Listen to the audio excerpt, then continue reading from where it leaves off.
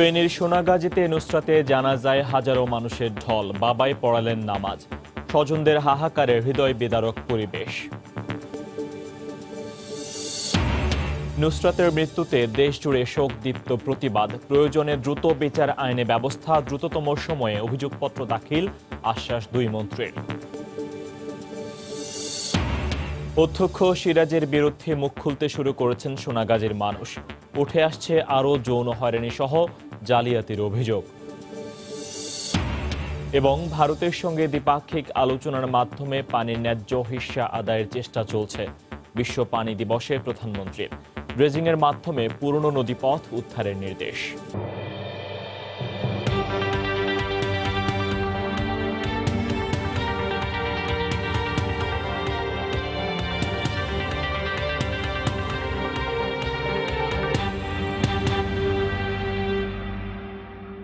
জনপদের সময়ে সঙ্গে আছি আমি ফয়সাল মোর্শেদ।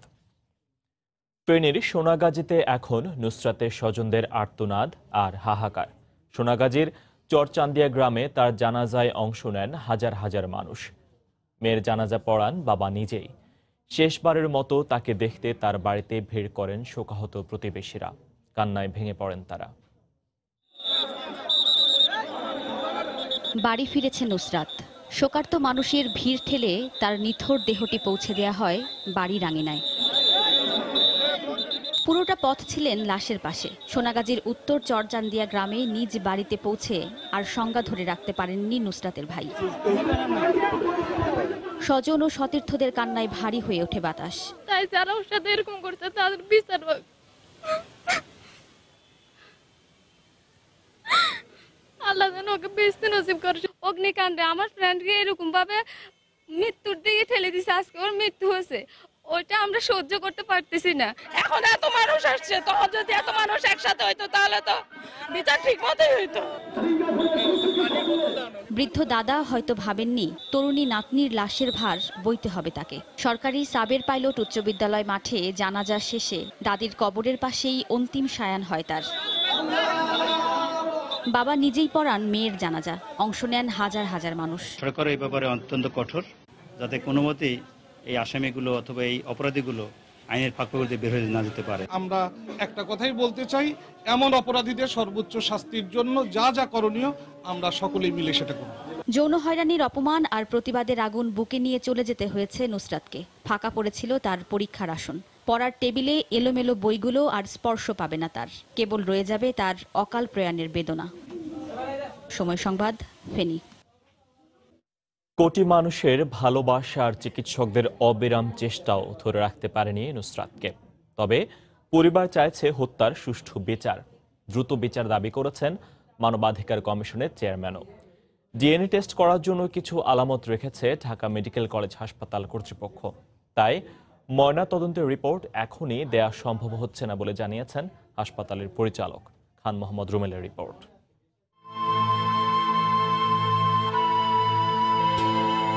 সভ্য সমাজের সব সূচককে বৃদ্ধাঙ্গুলি দেখানো এক নৃশংস আগুনে পুড়ে মৃত্যুর সঙ্গে লড়েছেন এক সপ্তাহ।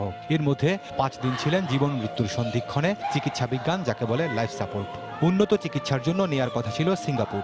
তবে শারীরিক সক্ষমতা না থাকায় সম্ভব হয়নি তাও। অবশেষে দেশের কোটি মানুষের প্রার্থনা আর চিকিৎসকদের সব চেষ্টা ব্যর্থ করে জীবন মৃত্যুর ভেদরেখা মুছে গেল বুধবার রাত 9:30টায়। নিকষ কালো অন্ধকার মৃত্যুকে না চাইলেও বরণ করতে হলো নুসরাত রাফিকে।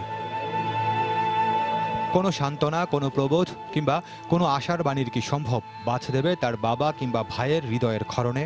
দাখিল পরীক্ষায় সর্বোচ্চ ফল করা নুসরাত এবারও বসেছিলেন আলিম পরীক্ষার টেবিলে। কিন্তু সহপাঠীরা যখন পরীক্ষার খাতায় কলম চালাচ্ছেন, হিমগাড়িতে চড়ে নুসরাত তখন অনন্ত অসীমের পথে। এই শোক কেমন করে সইবেন বাবা? আমার জন্য, আমার মেয়ের জন্য, মেয়ের মা, সবার জন্য আপনারা অনেক কষ্ট করেছেন। সকল মিডিয়া, ডাক্তার, দেশি বিদেশি, সকল মন্ত্রী মহোদয়, আমার এলাকার এবং বাংলাদেশের সর্বস্তর, এই জন্য সবাই নিকটে আমি চিরকৃতজ্ঞ। ভাষা হারিয়ে ফেলেছি, যেহেতু আমার একটি মাত্র মেয়ে পরীক্ষা দিতেছি না, সেখান থেকে কষ্ট। মেডিকেল কলেজ হাসপাতালের মর্গে নুসরাতের পরিবারকে সান্ত্বনা দিতে এসেছিলেন জাতীয় মানবাধিকার কমিশনের চেয়ারম্যান। কিন্তু শিক্ষক নামের এক দানবের দেয়া আগুনে পোড়া শিক্ষার্থীর পরিবারকে কি সান্ত্বনা দেবেন তিনি? বললেন, বিচার যেন দ্রুত হয়। আরও অনেক হত্যার মতো দীর্ঘসূত্রতার অন্ধকারে যেন পথ না হারায় নুসরাতের মামলা। অপরাধীদের শাস্তি দিয়ে এবং সেই শাস্তিটা দৃশ্যমান করে যদি আমরা তাকে সেই শাস্তিটা যদি আমরা কার্যকরী করতে পারি, তাহলে আজকে মানুষের মনে যে হতাশাদের সংখ্যা, সেই সংখ্যা কাটিয়ে উঠবে। বেলা 12টার দিকে ময়নাতদন্ত শেষে ব্রিফিং করেন ঢাকা মেডিকেল কলেজ হাসপাতালের পরিচালক। বলেন, ভয়াবহভাবে পোড়ার কারণেই মৃত্যু হয়েছে নুসরাতের। তবে ডিএনএ টেস্ট সহ কিছু পরীক্ষা নিরীক্ষার জন্য আলামত রাখা হয়েছে, তাই ময়নাতদন্তের রিপোর্ট এখন দেওয়া সম্ভব হচ্ছে না। আমরা কিছু ডিএনএ টেস্ট এবং মাইক্রোবায়োলজিক্যাল টেস্টও করতে হবে, সেই জন্য এই মুহূর্তেই কোনো পোস্টমর্টম রিপোর্টটা আমরা দিচ্ছি না।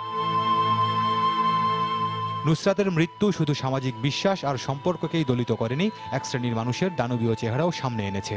সভ্যতার মুখোশ পরে যারা বাস করে এই সমাজে, আর তাই তাদের প্রতিরোধের ডাক নুসরাতের পরিবার, স্বজন সবার।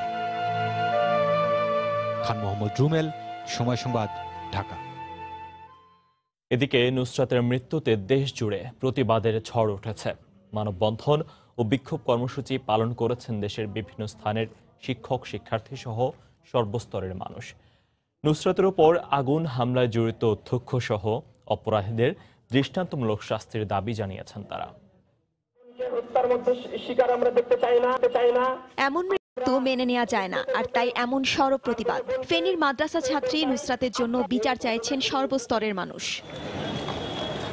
বৃহস্পতিবার দুপুরে জগন্নাথ বিশ্ববিদ্যালয় ফেনী জেলা ছাত্র কল্যাণ পরিষদের ব্যানারে বিশ্ববিদ্যালয় শহীদ মিনার থেকে মৌন মিছিল বের করা হয়। মিছিল শেষে মানববন্ধন থেকে অভিযুক্তদের দৃষ্টান্তমূলক শাস্তির দাবি জানান বিশ্ববিদ্যালয় শিক্ষক, শিক্ষার্থী, বিভিন্ন সামাজিক ও রাজনৈতিক সংগঠনের নেতাকর্মীরা। এছাড়া রাজধানী শাহবাগে একই দাবিতে গণ অবস্থান কর্মসূচি পালন করেন সাধারণ শিক্ষার্থীরা। রাজশাহী বিশ্ববিদ্যালয়ে কেন্দ্রীয় গ্রন্থাগারের সামনে মানববন্ধন করেন শিক্ষার্থীরা। ঘণ্টাব্যাপী কর্মসূচিতে এ ধরনের নৃশংসতার পুনরাবৃত্তি ঠেকাতে জড়িতদের কঠোর শাস্তির দাবি করা হয়। অনেকেই নির্মম নির্যাতনের শিকার হয়ে মৃত্যুবরণ করতেছে, প্রকৃত ঘটনাগুলো আড়ালে চলে যাচ্ছে।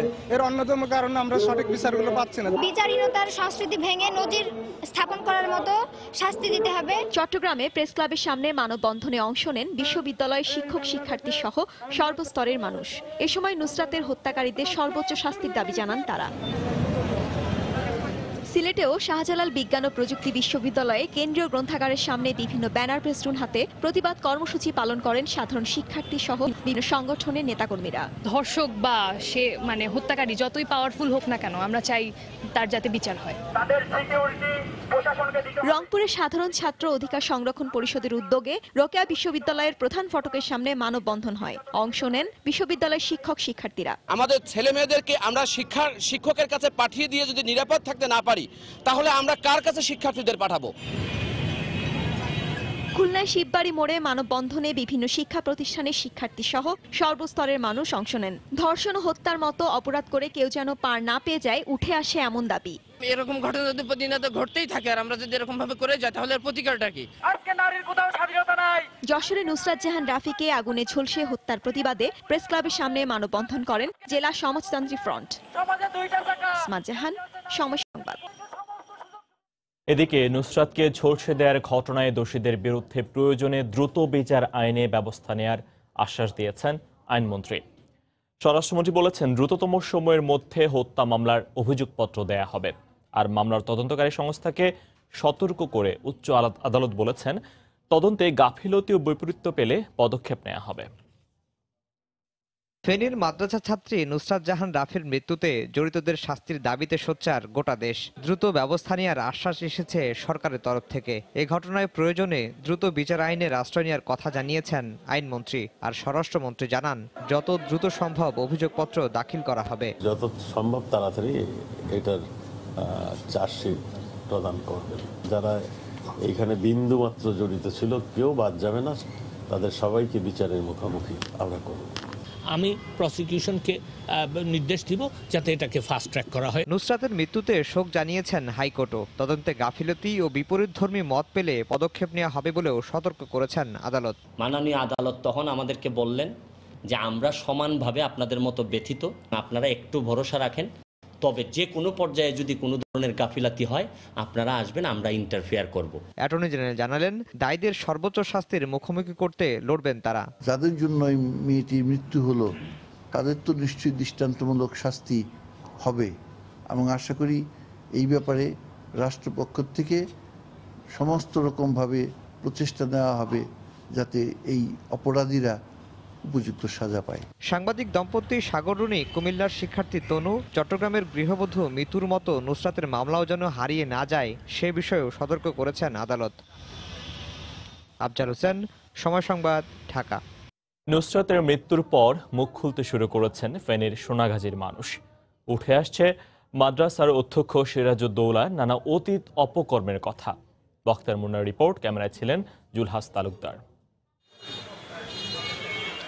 প্রায় ১.৫ যুগ আগে ২০০১ সালের ১ জুন ফেনী সোনাগাজী ইসলামিয়া ফাজিল মাদ্রাসায় উপাধ্যক্ষ হিসেবে যোগদান করেন সিরাজউদ্দৌলা। জাল অভিজ্ঞতা সনদ ব্যবহার ও সার্টিফিকেট ব্যবসার অভিযোগ ছিল তার বিরুদ্ধে। মাদ্রাসার ফান্ড জালিয়াতি, সমাবেশ সমিতির নামে মানুষের অর্থ আত্মসাতের অভিযোগও উঠেছে। গত বছরের ৩রা অক্টোবর শ্রেণীকক্ষ থেকে উপবৃত্তির টাকা দেওয়ার কথা বলে নিজ কার্যালয়ে ডেকে নিয়ে আরেক ছাত্রীকে যৌন হয়রানি করে সিরাজ। ৭ অক্টোবর মাদ্রাসা কমিটিকে লিখিতভাবে বিষয়টি জানায় তার পরিবার, কিন্তু কোনো বিচার মেলেনি। আমার আব্বু ওনার কাছে অ্যাপ্লিকেশন করছে, ওরা বলছে যে আসবে, ডিসি আসবে, আরো অনেক কে আসবে, সাক্ষী দিতে হবে। ক্লাসের সব মেয়েদেরকে বলছিল বোনের সাক্ষী দিবি, ওরা বলে যে না আমরা সাক্ষী দিতে পারবো না, আমরা সাক্ষী দিলে যদি আমাদেরকে এক্সামে ফেল করায় দেয়। সিরাজউদ্দৌলা অনুসারীরা এই নুসরাতের পরিবারকে হুমকি দিচ্ছে মামলা প্রত্যাহার করার জন্য। তার বিরুদ্ধে নারী কেলেঙ্কারি, তারপরে অত্যাচার, নারী নির্যাতন থেকে শুরু করে সব কিছু তার বিরুদ্ধে আছে।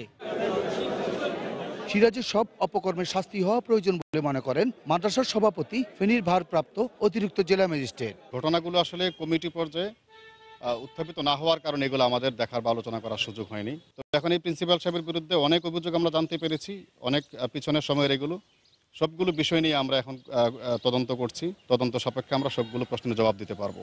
বিভিন্ন সময় গণমাধ্যমে উঠে আসে অধ্যক্ষ সিরাজউদ্দৌলার সিরিজ অপকর্মের খবর। বারবার অভিযোগ উঠলেও তার বিরুদ্ধে মাদ্রাসা কমিটির পক্ষ থেকে নেওয়া হয়নি কোনো ব্যবস্থা। বখতিয়ার মুন্না, সময় সংবাদ, ফেনী। প্রধানমন্ত্রী শেখ হাসিনা বলেছেন, ভারতের সঙ্গে দ্বিপাক্ষিক আলোচনার মাধ্যমে পানির ন্যায্য হিস্সা আদায়ের চেষ্টা চলছে। নদী দখলমুক্ত করতে সরকার কাজ করে যাচ্ছে জানিয়ে তিনি আরও বলেন, কারখানার বর্জ্য যাতে নদী দূষিত করতে না পারে সেজন্য সবাইকে সতর্ক থাকতে হবে। সকালে বঙ্গবন্ধু আন্তর্জাতিক সম্মেলন কেন্দ্রে বিশ্ব পানি দিবস উপলক্ষে আয়োজিত অনুষ্ঠানে কথা বলেন তিনি। উন্নয়ন পরিকল্পনায় যেন নদী ক্ষতিগ্রস্ত না হয় সেদিকে লক্ষ্য রেখেই পরিকল্পনা প্রণয়নের আহ্বান জানান সরকার প্রধান। নদীমাতৃক বাংলাদেশে পানি আশীর্বাদ, কিন্তু মাঝে মাঝেই আগ্রাসী রূপে দেখা দেয় এই জীবনদায়িনী। জনসংখ্যা বৃদ্ধি, জলবায়ুর পরিবর্তন সহ নানা সংকটে সবার পানি প্রাপ্তির বিষয়ে সচেতনতা সৃষ্টির লক্ষ্যে জাতিসংঘ ঘোষিত বিশ্ব পানি দিবসের এ আয়োজন। অনুষ্ঠানে দেওয়া বক্তব্যে প্রতিবেশী দেশের সঙ্গে সুষ্ঠু পানি বন্টন চুক্তি ও অভিন্ন ৫৪ নদী নিয়ে কথা বলেন প্রধানমন্ত্রী। পানির সুষ্ঠু ব্যবস্থাপনা এবং পরিবেশ ও প্রতিবেশ বাঁচাতে সরকারের নানা পদক্ষেপের কথা তুলে ধরেন তিনি। একটা সময় ছিল যে হয়তো নদীতে ফেলে দিচ্ছে, চলে যাচ্ছে, এখন কিন্তু সেটা না, এটা একটা সমস্যা হিসেবে দেখা দিচ্ছে। কাজে প্রতিটি শিল্প প্রতিষ্ঠান যারা গড়ে তুলবে তারা যেন নদী দূষণ না করে সেই জন্য তাদের বর্জ্য ব্যবস্থাপনা করতে হবে, পানি শোধনাগার করতে হবে। আর সেই সাথে সাথে এমনিও যারা হাঁটতে চলতে বা ব্যবহার করেন কেউ যেন এই রাস্তাঘাট এখানে সেখানে বর্জ্য না ফেলে রেখে উন্নয়ন পরিকল্পনা গ্রহণের নির্দেশ দেন সরকার প্রধান। নৌপথগুলি পুনরায় চালু করা। সারা বাংলাদেশে একসময় নৌপথই ছিল মূল পথ, আস্তে আস্তে সেটা কমে গেছে।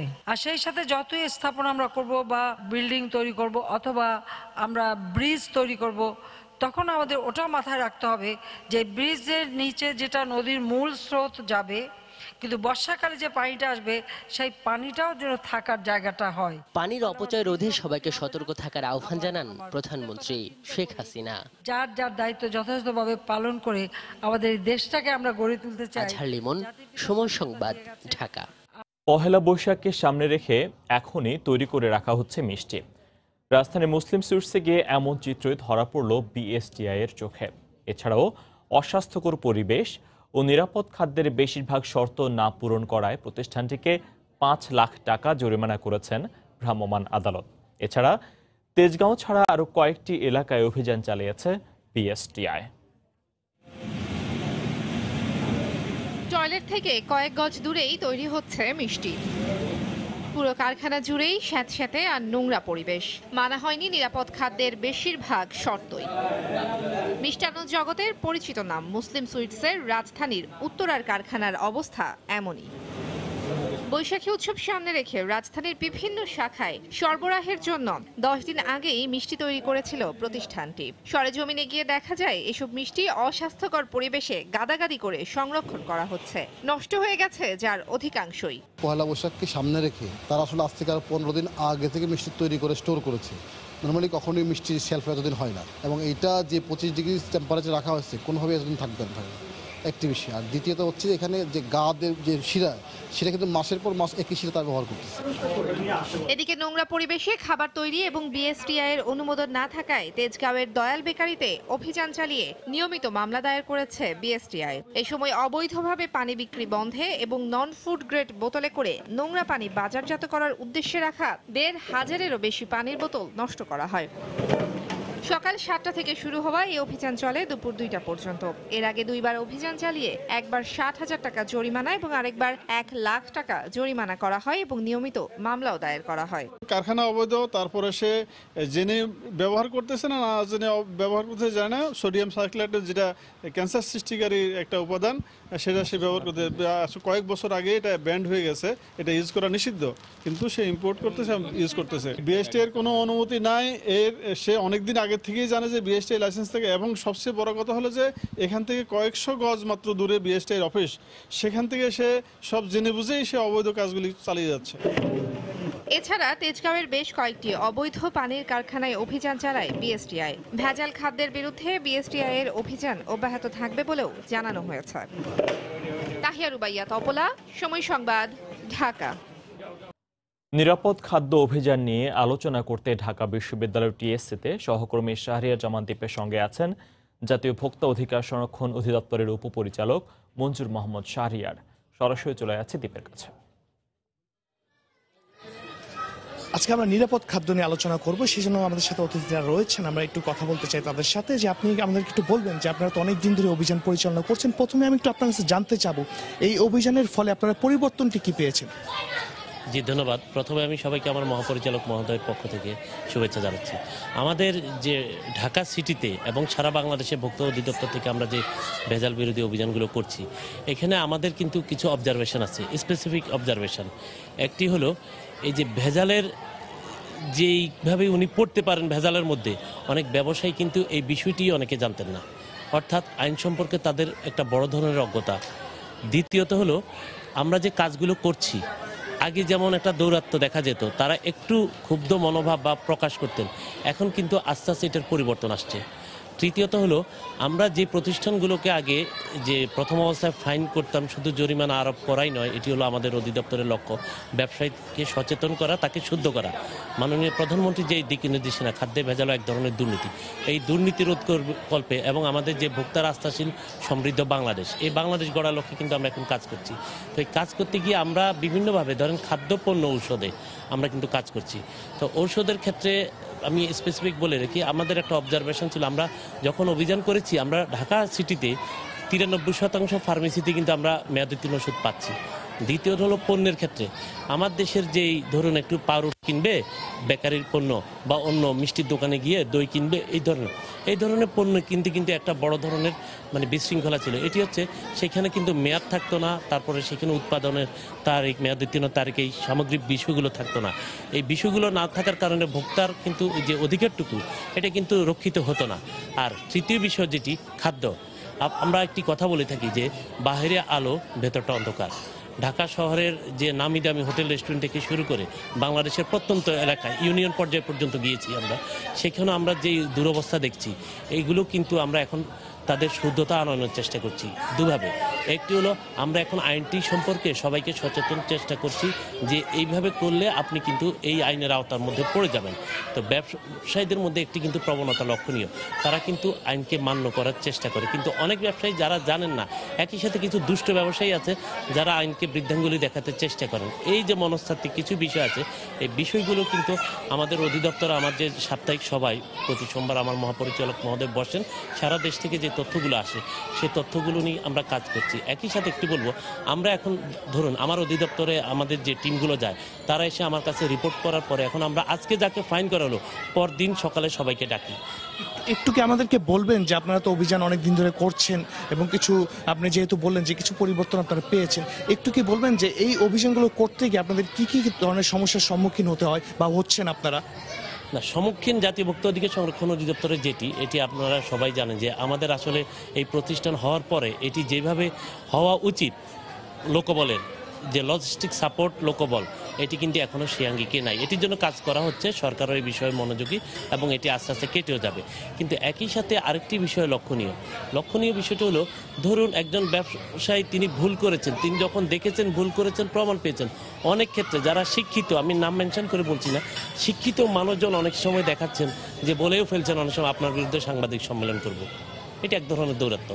আবার অনেকে ক্ষুব্ধ প্রতিক্রিয়া ব্যক্ত করেন, তখন আমরা তাদেরকে ডাকছি, ডাকার পর যখন আইনটি সম্পর্কে বলছি তখন তারা সরি প্রকাশ করে যাচ্ছেন। কারণ আমরা যখন একজন দোষ স্বীকার না করা পর্যন্ত তাকে কিন্তু আর্থিকভাবে জরিমানা আরোপের সুযোগ নেই। যখন তিনি দোষী হবেন, কারণ সেখানে আমার ভিডিও ফুটেজ থাকে। এখন তারপর আমাদের যেই অভিযানটা থাকে, আমাদের কয়েকটা টিম যে আমাদের সাথে বাংলাদেশ পুলিশের পক্ষ থেকে ঢাকা এপিবিএন যাচ্ছে এবং থানা পুলিশ সহযোগিতা করছে, সারা দেশে বাংলাদেশ পুলিশ আমাদের সহযোগিতা করছে। তো সেখানে আমাদের যে আইনশৃঙ্খলা বাহিনীর সদস্যরা যখন থাকে তখন আমাদের প্রত্যেকটা টিম কিন্তু আলাদা আলাদাভাবে আমরা রেকর্ডগুলো নিচ্ছি। তো এখানে ব্যবসায়ীরা যেটি করে থাকেন, ধরুন আপনি পরোটার মধ্যে অ্যামোনিয়া কেন মিশাতে যাবেন? আপনি সেখানে জিলাপি তৈরি করছেন, আপনি কেন হাইড্রক্স মিশাতে যাবেন? আপনি শিশুদের জন্য সবচাইতে দুঃখজনক হলো শিশু খাদ্য হিসেবে যেগুলো আমরা দেখি, তারা যেগুলো খুব বেশি পছন্দ করে, আমরা যখন যে ঢাকার পার্শ্ববর্তী এলাকাগুলো, এগুলোতে কিন্তু এগুলো প্রচুর নকল কারখানা। এখন আমার কথা হলো, সরকার কি একা একা এগুলো দৌড়াবে, নাকি জনপ্রতিনিধিরা যারা আছে? আমরা আবার আসবো আপনার কাছে। আমরা কথা বলছিলাম নিরাপদ খাদ্য এবং খাদ্যের ভেজাল বিরুদ্ধে যে অভিযান আছে সেই অভিযান নিয়ে। আমরা আবার ফিরে আসবো আমাদের আলোচনা একটি বিরতির পরে। এখন আমরা ফিরে যাচ্ছি স্টুডিওতে ফয়সালের কাছে। দেখছেন জনপদের সময়, সঙ্গেই থাকুন। বিরতির আগে আলোচনা চলছিল নিরাপদ খাদ্য নিয়ে, আবারও চলে যাচ্ছে সেখানে দ্বীপের কাছে। খাদ্যে ভেজাল এবং ভেজাল বিরোধী অভিযান নিয়ে তা আমরা আগে কথা বলছিলাম যে আপনাদের পরিবর্তন এবং সমস্যাগুলো নিয়ে। তো একটু কথা বলতে চাই যে আপনাদের ভবিষ্যৎ পরিকল্পনা কি, যে ভেজাল বিরোধী অভিযানগুলি করছেন এবং যে ফাইন্ডিংসগুলো পেলেন, এগুলো ভবিষ্যৎ পরিকল্পনাটা কি? যে দেখুন, একটি কথা বলে রাখি, কিছুটা অপ্রাসঙ্গিক হলো, আমার মা মারা যান ক্যান্সারে। তা আমার সবসময় মনে হতো একজন মহিলা যিনি কখনো মদ সিগারেট খাননি, তিনি কেন ক্যান্সারে মারা গেলেন। এটা আমরা বিশ্ববিদ্যালয়ে পড়া পর্যন্ত ভাবতাম, কিন্তু আজ যখন আমরা কাজ করছি তখন আমরা দেখছি যে ব্যবসায়ীদের যে ওই অনৈতিক তৎপরতা, এই তৎপরতার জন্য এখনও যে আমরা এইভাবে আরও কম আক্রান্ত হচ্ছি, এটি কিন্তু অবাক বিষয়ের ব্যাপার। তো দেখুন, আমাদের মাননীয় প্রধানমন্ত্রী যে বাংলাদেশের কথা, সমৃদ্ধ বাংলাদেশের কথা বলেন, আমাদের এসডিজির আলোকে আমরা যেটি দেখি, আমাদের যে ভিশন, সেই ভিশনে যাওয়া লক্ষ্যে আমাদের একটা পারফেকশন আনতে হবে সব ক্ষেত্রে। আমার বিজনেসম্যান যেখানে কাজ করবেন সেখানে ব্যবসায়ী নেতাদের কিন্তু সবাইকে নিয়ে আরও বেশি বেশি করে বসার প্রয়োজন রয়েছে, কারণ আমার এই জাতিকে বড় ধরনের একটি ধাক্কা দিতে হবে আগামী 2-3 বছরে। আমরা সরকারের অনেকগুলো সংস্থা কাজ করছি, ভোক্তা অধিদপ্তর, নিরাপদ খাদ্য কর্তৃপক্ষ, র্যাব থেকে শুরু করে প্রত্যেকটি জেলা প্রশাসন থেকে শুরু করে সিটি কর্পোরেশন, সবাই।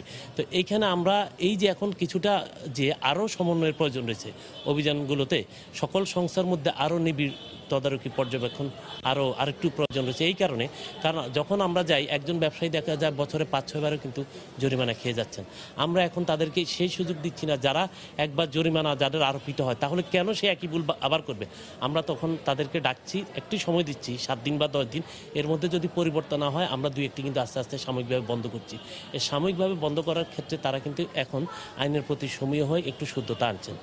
একটু কি বলবেন যে আপনারা তো অনেক দিন ধরেই করছেন এই অভিযানগুলো, এই অভিযানের কারণে সামগ্রিকভাবে যদি বলতে চাই যে রেস্টুরেন্টের যে মানগুলি রয়েছে বা খাদ্যের যে মানগুলি রয়েছে বা পরিবেশগুলি রয়েছে, এগুলোর কেমন পরিবর্তন আপনারা দেখতে পেয়েছেন? পরিবর্তন আসছে, নিরাপদ খাদ্য কর্তৃপক্ষ যে স্টিকারযুক্ত রেস্টুরেন্টগুলো দিয়েছে এগুলো তারা কিছু গাফিলতি করলেও আমরা সহ অন্যান্য সংস্থা আমরা নিবিড়ভাবে মনিটরিং করছি।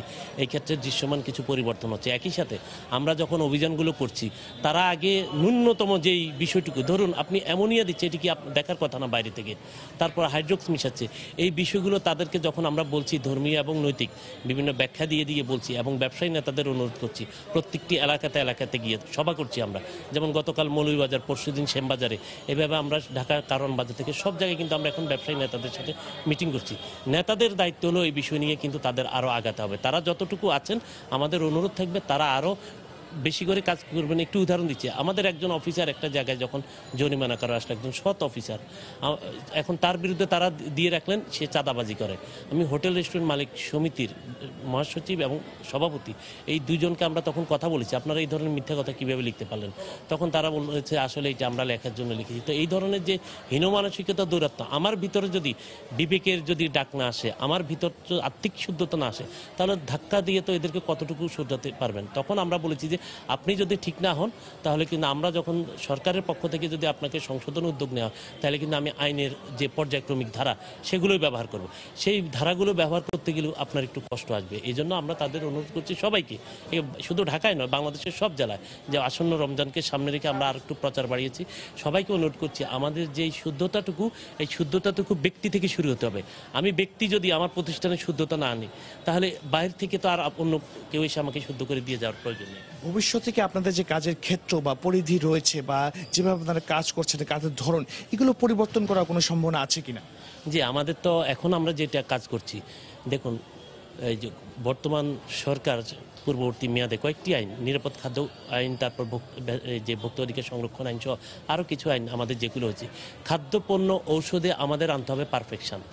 এখানে আমরা গোড়ায় যে আমার যে কৃষি জমি থেকে আসছে, কালকের একটু উদাহরণ দিই, মৌলভীবাজারের ব্যবসায়ী সমিতি উনি বলেছেন ওনার একটি তেলের মিল ছিল, সরিষার তেল, কিন্তু যখন তাকে জরিমানা করা হয়েছিল সিটি কর্পোরেশনের পরীক্ষার সময় দেখেছে যে সেখানে যে মাত্রা থাকার কথা সেটি নাই। এখন তাদের কথা হলো যে আগে যেমন তেলগুলো যে সরিষা উৎপন্ন হতো সেটি যে আঙ্গিকে হচ্ছে, হয়তো এখন সেই আঙ্গিকে না থাকাতে উনি মিটিংয়ে সবার সামনেই বললেন যে আমি তো এইরকম, আমি হাফেজ মানুষ, কোরআনে হাফেজ, আমি এইরকম অনৈতিক কাজ আমার জীবনে কখনো করি না, আমি কেন করতে যাব?